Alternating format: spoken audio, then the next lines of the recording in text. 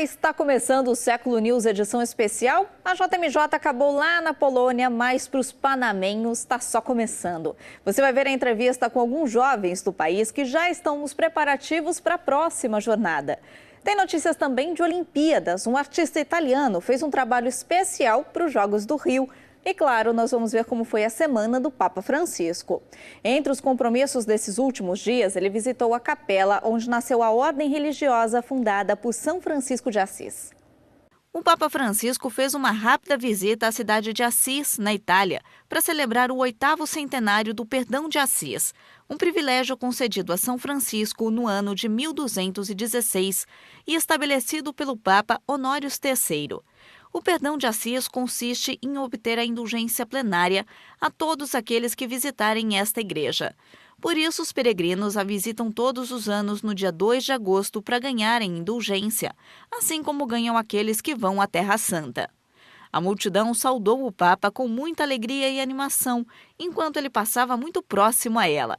O Papa quis rezar em silêncio por 15 minutos na antiga Capela Porciúncula, a mesma reconstruída por São Francisco, lugar onde ele fundou a Ordem dos Franciscanos e onde morreu. Depois de rezar, o Papa fez uma reflexão sobre o profundo significado do perdão de Deus. Deus nunca se cansa de oferecer o seu perdão sempre que pedimos a Ele. É um perdão pleno, total, e nos dá certeza de que mesmo quando recaímos e cometemos o mesmo pecado, Ele tem piedade de nós e não deixa de nos amar. O perdão de Deus não conhece limites, é maior do que tudo que podemos imaginar e é para todos aqueles que reconhecem que erraram e que desejam voltar para Ele. Deus olha para o coração que procura o perdão. Deus guarda al cuore che chiede di essere perdonato.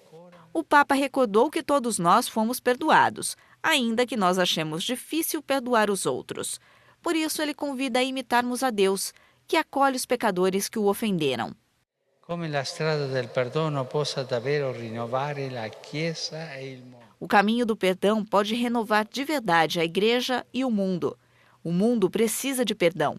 Muitas pessoas vivem fechadas no rancor e guardam ódio, porque são incapazes de perdoar. Elas destroem a própria vida e a vida das pessoas próximas a elas, ao invés de encontrarem a alegria da serenidade e da paz. Piuttosto che trovare la gioia della serenità e della pace. Mais uma vez, o Papa pediu às pessoas que se confessem com um sacerdote, para que Deus perdoe os pecados, por mais graves que sejam. Ma padre, domani Mas eu tenho medo de pecar do mesmo jeito amanhã. Bem, então volte amanhã. Da janela, Deus vai sempre olhar adiante, esperando pelo filho pródigo. E todos nós somos pródigos. Que Deus nos dê essa graça. che il Signore ci dia questa grazia. E para motivar a prática do sacramento da reconciliação, mesmo sem planejar, o Papa atendeu confissões de alguns peregrinos por um longo tempo. E na reflexão deste último domingo, junto aos peregrinos que estavam na Praça São Pedro, o Papa rezou mais uma vez pelas vítimas do conflito na Síria. Durante a oração do Ângelus, Papa Francisco lamentou que os civis, principalmente as crianças, sejam as vítimas que mais sofrem com a guerra na Síria. Ele também fez este forte comentário.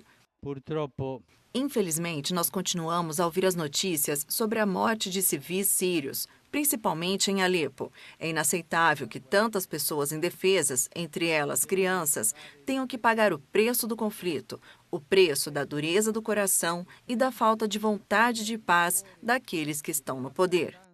della volontà di pace dei potenti. O Papa convidou os peregrinos para um momento de silêncio e oração pelos sírios. Depois, eles rezavam juntos uma Ave Maria. O Papa explicou que, com frequência, o mal é desencadeado quando uma pessoa se sente dono da vida de outra. Ingiustizie. Tantas injustiças, violência e maldades cotidianas nascem da ideia de nos comportar como senhores da vida dos outros. Padroni della vita degli altri. O Papa recordou que nesta vida não há sentido apegar-se a coisas materiais ou a dinheiro, porque não vai servir depois da morte, mas sim devem ser usados para ajudar os outros.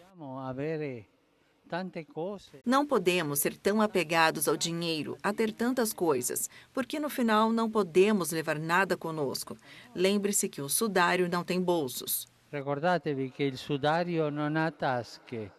O Papa concluiu dizendo que o fato de Deus nos prometer vida eterna não significa que não haja trabalho a ser feito para melhorar as condições de vida terrena, especialmente dos irmãos mais fracos.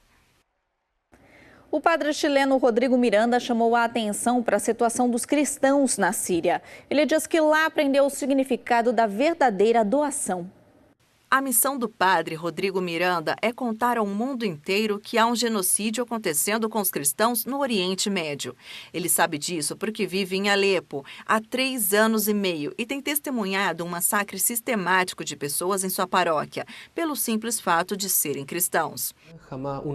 A experiência é extrema. Nenhuma pessoa no mundo está preparada para uma guerra, independentemente das causas.